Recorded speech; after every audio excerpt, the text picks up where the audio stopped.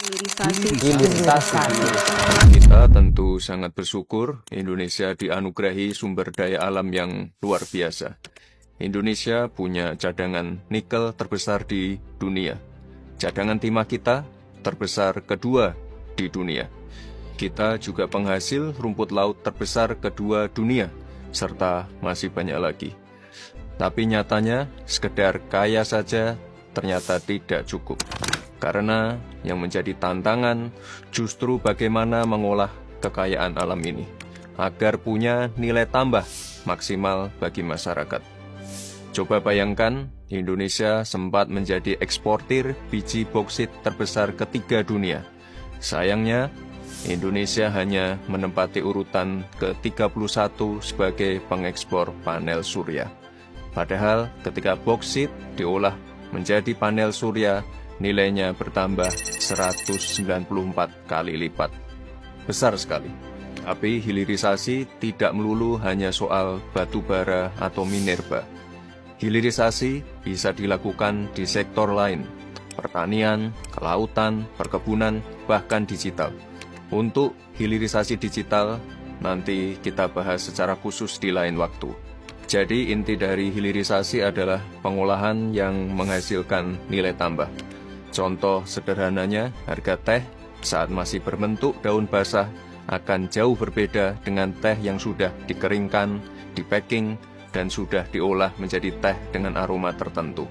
Sehingga selain mendapatkan keuntungan dari harga jual, dengan melakukan pengolahan kita juga bisa membuka lapangan kerja, memberdayakan UMKM, menggeliatkan ekonomi, dan mendapatkan pemasukan negara dari pajak, royalti, PNBP, dividen, maupun bea ekspor. Itulah yang dilakukan negara-negara lain, bahkan oleh negara yang tidak memiliki sumber daya alam.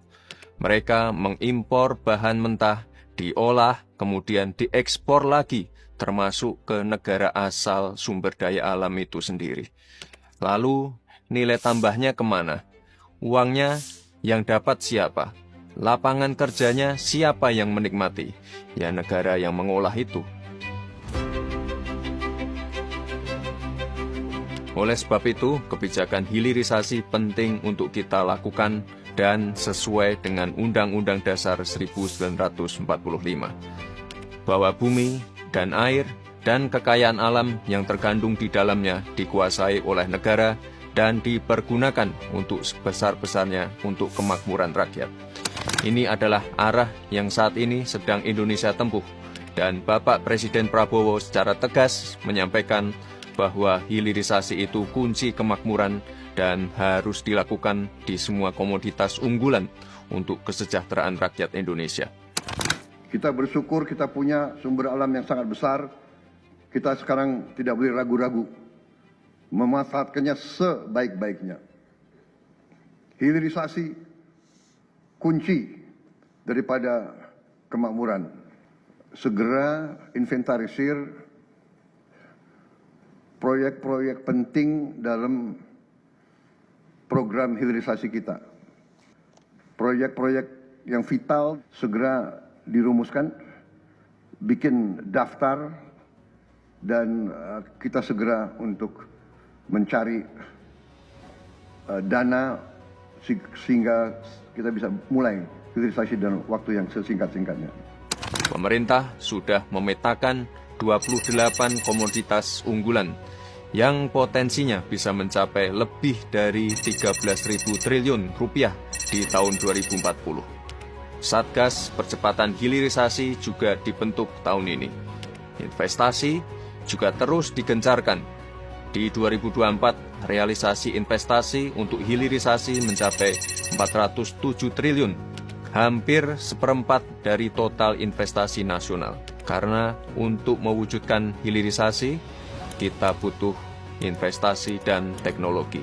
Percepatan hilirisasi memang harus diimbangi dengan peningkatan skill angkatan kerja kita.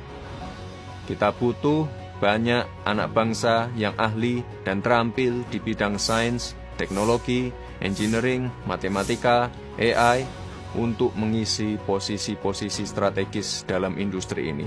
Oleh sebab itu, pendidikan dan vokasi terus kita kembangkan. Apalagi Indonesia akan mendapatkan bonus demografi, sehingga ini semua akan jadi langkah besar dalam membuka lapangan kerja. Teman-teman, hilirisasi itu bukan cuma soal membangun pabrik, bukan cuma milik pengusaha elit, tapi lebih dari itu. Hilirisasi itu soal keadilan dan masa depan. Karena hilirisasi yang ingin kita lakukan adalah hilirisasi yang berkeadilan, yang melibatkan petani, peternak, nelayan, UMKM, masyarakat, dan tentunya anak muda. Kalau hilirisasi berhasil, petani bisa mendapatkan harga yang lebih baik, tidak takut harga anjlok saat panen karena industri pengolahan siap menampung. UMKM bisa lebih maju karena dikerjasamakan dengan industri pengolahan yang lebih besar. Ekonomi sekitar jadi lebih menggeliat karena lapangan kerja terbuka, tenaga kerja terserap sehingga daya beli meningkat. Daerah juga jadi punya sumber pendapatan baru yang nantinya bisa digunakan untuk membangun jalan, memperbaiki fasilitas kesehatan, dan lain-lain. Memang tantangan itu pasti ada. Yang namanya perubahan pasti butuh kalibrasi. Tapi dengan optimisme, kerja keras, lompatan kecil dari masing-masing kita, suatu saat akan menjadi langkah besar bersama yang membawa kemajuan bagi bangsa.